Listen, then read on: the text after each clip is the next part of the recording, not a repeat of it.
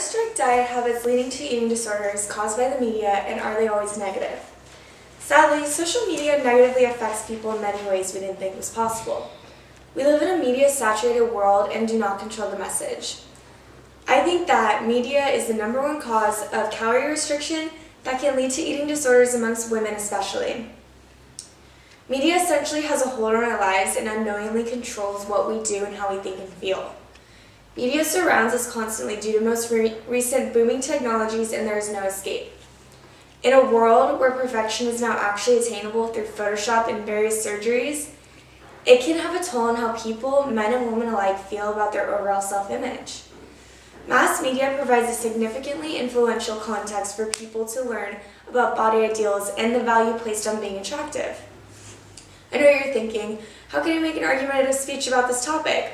Let me tell you how calorie restriction can actually help people to achieve success. And now I'm going to show you my 2 props. My first prop is a photo I got from the internet of a woman holding a tape measure around her mouth, portraying how women feel on a day-to-day basis with the ideals of being thin. And my second prop is a video on YouTube I created myself from pictures from the internet.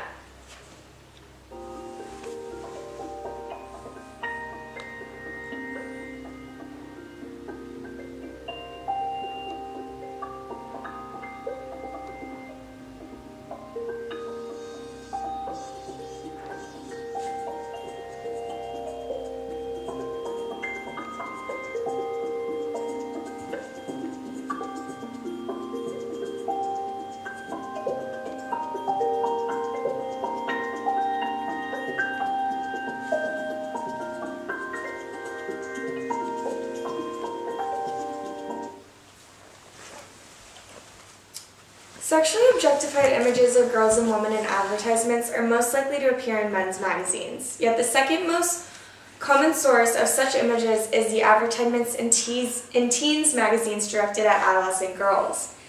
The effects that media has is that there is no single cause of body dissatisfaction or disordered eating, but research is increasingly clear that media does indeed contribute, and that exposure to and pressure exerted by media increase body dissatisfaction and disordered eating.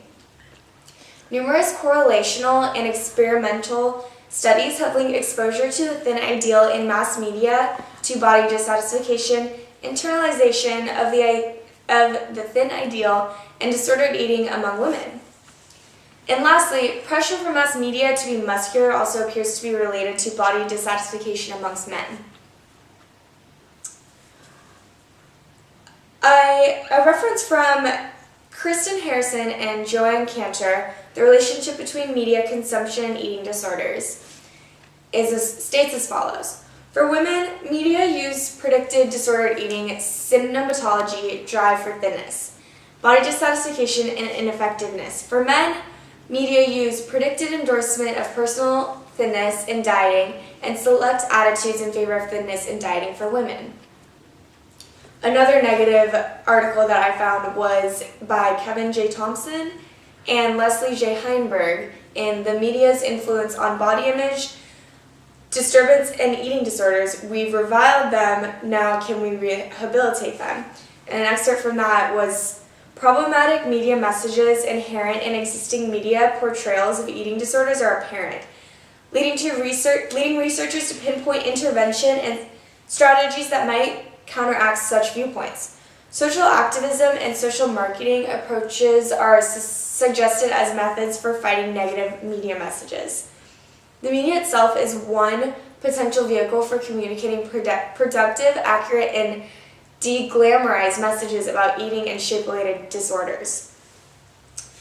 Another article I found was by Lynn R. Kale and Pamela M. Homer, and these 2 resources essentially bring out the pros in eating disorders, so the counter-argument to my argument.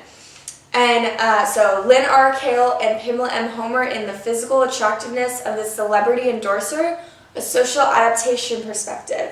This article is essentially about how celebrities get paid more for being more attractive. and it states, 3 factors were manipulated in an advertisement for disposable razors: celebrity, source physical attractiveness, celebrity source likability, and participant product involvement.